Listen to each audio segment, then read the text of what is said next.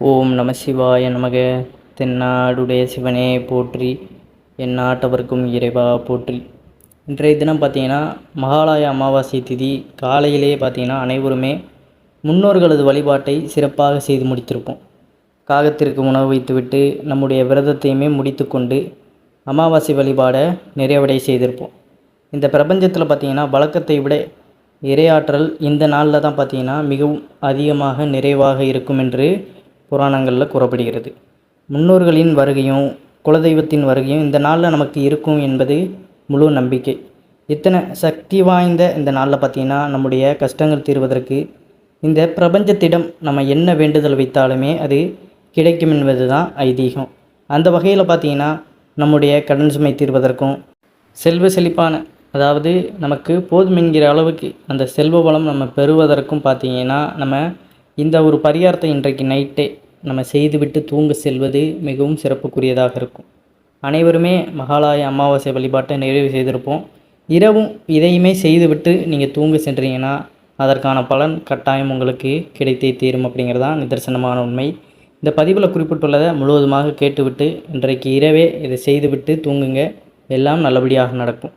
அது என்ன அப்படிங்கிறதான் இந்த பதிவின் மூலமாக நம்ம தெரிந்து கொள்ள போகிறோம். நம்மளுடைய சேனலுக்கும் முதன்முறையாக வரவங்க சப்ஸ்கிரைப் பண்ணி மறக்காமல் உங்களுடைய நண்பர்களுக்கும் இந்த பதிவானதை பகிர்ந்து கொள்ளுங்கள்.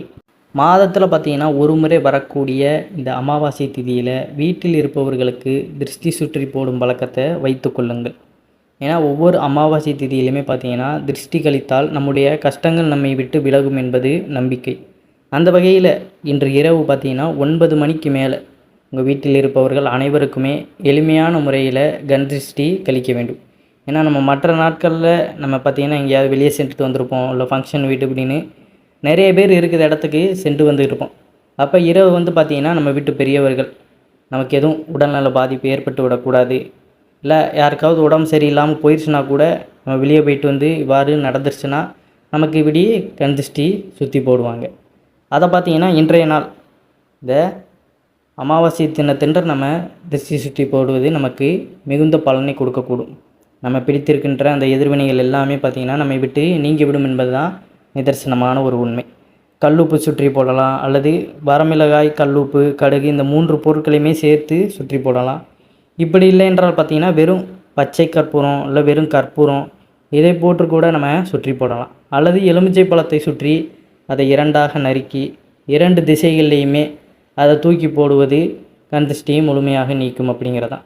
உங்களுடைய குடும்பத்தில் என்ன வழக்கமாக நீங்கள் எப்படி கண் திருஷ்டி கழித்து வைப்பீங்களோ, அதாவது கற்பூரம் கழித்து வைப்பீங்க, இல்லை இந்த மாதிரி மிளகாய், இல்லை எலுமிச்சம்பழம், இப்படி எதை வச்சு நீங்கள் வழக்கமாக செய்கிறீங்களோ அதே போல் இன்றைய நாளும் அந்த கண் திருஷ்டியை கழித்து விடுங்க முதல்ல. அப்போ தான் நீங்கள் செய்யக்கூடிய பரிகாரங்களுக்கு எந்த தடங்களும் வராது அப்படிங்கிறது நிதர்சனமான ஒரு உண்மை. பரிகாரம் முழு பலனை கொடுக்கும். கண் திருஷ்டி இந்த விஷயத்திற்கு தடையாக வந்து நிற்காது. இன்றைய தினம் இந்த அமாவாசை தினத்தில் நம்ம செய்வது இன்னும் சிறப்புக்குரியது. ஏன்னா அத்தனை சக்தி வாய்ந்த இன்றைய நாளில் நம்ம கண் திருஷ்டி கழிப்பது நம்மிடம் உள்ள எதிர்வினைகள் எல்லாத்தையுமே நீக்கிவிடும் அப்படிங்கிறதான். அது மட்டுமின்றி பார்த்திங்கன்னா இன்றைக்கு இரவு நீங்கள் தூங்க செல்வதற்கு முன்பாக உங்கள் வீட்டின் நிலைவாசலில் இந்த ஒரு விஷயத்தையுமே செய்துவிட்டு தூங்க. இதுவும் ஒரு நல்ல பலனை கொடுக்கக்கூடும் அப்படிங்கிறதான். இன்று இரவு நிலைவாசல் கதவை சாத்துவதற்கு முன்பாக கொஞ்சமாக ஏதாவது ஒரு இனிப்பு பொருளை எடுத்துக்கோங்க.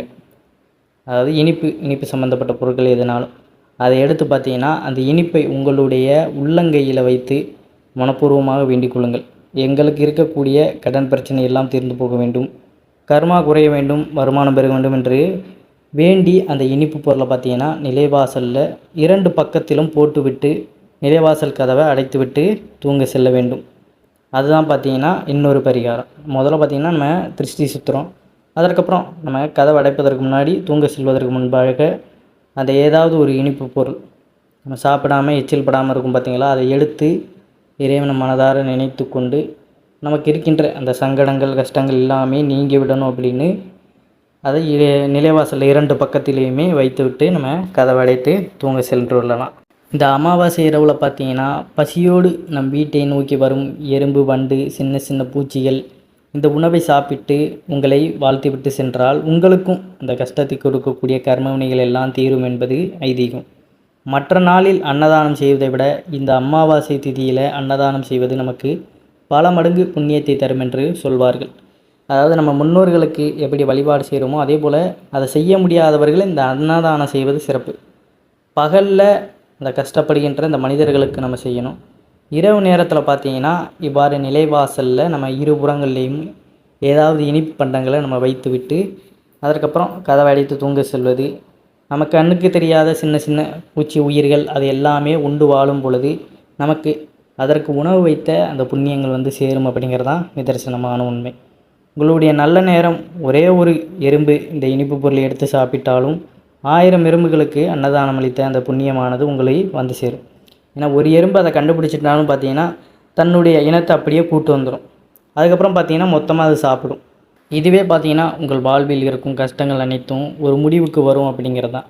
உங்களுக்கு தேவையான செல்வ செழிப்பும் நமக்கு நிறைவான செல்வ வளம், ஆரோக்கியமான உடல் நலம், தெய்வ கடாட்சம் எல்லாமே நமக்கு கிடைக்கப்பெறும்னா இவ்வாறு உயிர்களிடத்தில் நம்ம அன்பு செலுத்தும் பொழுது, அதுவும் இவ்வாறான அமாவாசை பௌர்ணமி தினங்களில் நம்ம செய்யும் பொழுது அதற்கு மிகவும் முக்கியத்துவம் வாய்ந்த ஒரு பலன் கிடைக்கும் அப்படிங்கிறது தான். அது மட்டும் இல்லாமல் முன்னோர்களின் பரிபூரண ஆசியும் இதோடு உங்களுக்கு கிடைக்கும் அப்படிங்கிறதான் நிதர்சனமான ஒரு உண்மை. மறுநாள் காலையும் பார்த்தீங்கன்னா நிலைவாசலில் மிச்சம் மீதி இருக்கும் இனிப்பு பொருட்களை எல்லாம் வழக்கம் போல் கூட்டி வெளியே கூட்டி விடுங்கள். தூள் செய்யப்பட்ட வெல்லம், வெள்ளை சர்க்கரை, நாட்டு சர்க்கரை இப்படி எந்த இனிப்பு பொருளை வேண்டுமென்றாலும் இந்த பரிகாரத்திற்கு பார்த்தீங்கன்னா நீங்கள் பயன்படுத்தி கொள்ளலாம்.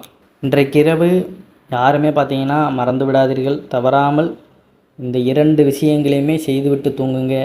மறுநாளே கூட பார்த்திங்கன்னா நமக்கு நல்ல செய்திகள், நல்ல பலன்கள் கிடைப்பதற்கு வாய்ப்பு உண்டு. முழு நம்பிக்கையோடு முதல்ல செய்யணும். இன்னொன்று, நம்ம திருஷ்டி கழிக்கும் பொழுது நம்மளுடைய குழந்தைகள், நம்மளோட வீட்டில் இருக்க பெரியவங்க நம்ம எப்பொழுதுமே நலமோடு ஆரோக்கியமோடு இருக்கணும் அப்படிங்கிற அந்த மனப்பான்மையும் நமக்குள்ளே இருக்கணும். ஏதோ கடமைக்குன்னு சொல்கிறாங்க அப்படிங்கிற மாதிரி நம்ம என்றைக்குமே இந்த வேலைப்பாடுகளில் ஈடுபடக்கூடாது. இது எல்லாமே பார்த்திங்கன்னா இறையருள் சார்ந்த விஷயங்கள். அதனால் இதில் ஈடுபடும் பொழுது ஒரு முழு நம்பிக்கையும் இறையாண்மையும் இருக்கும் பொழுது தான் அதில் நமக்கான அந்த பலனானது கிடைக்கும் அப்படிங்கிறதான் நிதர்சனமான உண்மை. இந்த சக்தி வாய்ந்த இந்த மகாலய அமாவாசையில் நீங்கள் செய்யக்கூடிய இந்த எளிமையான பரிகாரம் உங்கள் வாழ்க்கையில் பார்த்திங்கன்னா பெரிய அளவில் மாற்றங்களை கொண்டு வரும் அப்படிங்கிறது தான் நிதர்சனமான உண்மை. அதனால் தவறாமல் அனைவருமே பார்த்திங்கன்னா இந்த ஒரு விஷயத்தை மேற்கொள்ளுங்க. இன்றைக்கு இரவு நம்ம செய்கிறோம். இந்த மாதிரி அமாவாசை தினங்கள் வரும்பொழுது எல்லாமே பார்த்திங்கன்னா இந்த விஷயத்தில் நம்ம ஈடுபடுவது நல்லது. அதே போல் நீங்கள் வெளியே எங்கிட்டாவது ஏதாவது ஃபங்க்ஷன் வீட்டுக்கு போயிட்டு வரீங்க, நல்லா நீங்கள் அலங்காரம் பண்ணிவிட்டு அழகாக போயிட்டு வரீங்கன்னா அது போயிட்டு வந்ததுக்கப்புறமும் பார்த்தீங்கன்னா அன்றைக்கு இரவே நல்ல ஒரு கண் திருஷ்டி சுற்றி போடுவது உங்களுக்கு எந்த ஒரு கெட்ட வினைகளுமே உங்களை அண்ட விடாமல் இருப்பதற்கு உதவிகரமாக இருக்கும் அப்படிங்கிறது தான். அதனால் எங்கு சென்றாலும் பார்த்தீங்கன்னா கவனத்தோடு சென்று வாருங்கள். ஏதாவது உங்களுக்கு போயிட்டு வந்ததுக்கப்புறம் அசௌகரியமாக இருக்குன்னா இந்த மாதிரி திருஷ்டி சித்தி உங்களுடைய வீட்டு பெரியவர்களை போட சொல்லுங்கள். அதற்கப்புறம் பார்த்தீங்கன்னா அந்த உடல்நிலை சரியில்லாமல் போனதற்கான அந்த காரணம் இதுவாகத்தான் இருக்கும் அப்படிங்கிறது தெரிய வரும். அதனால் இதை மேற்கொள்ளுங்கள். இன்றைக்கு இரவு இதை செய்து பாருங்கள், நல்லதே நடக்கும் அப்படிங்கிறது தான் நிதர்சனமான உண்மை. இந்த பதிவு பிடிச்சிருந்ததுன்னா உங்களுடைய நண்பர்களுக்கும் இந்த பதிவானதை பகிர்ந்து கொள்ளுங்கள். அனைவரும் என்றும் இறையருள் பெற்று நலமுடன் வாழ வேண்டும். நன்றி, வணக்கம். ஓம் நம சிவாய நமக.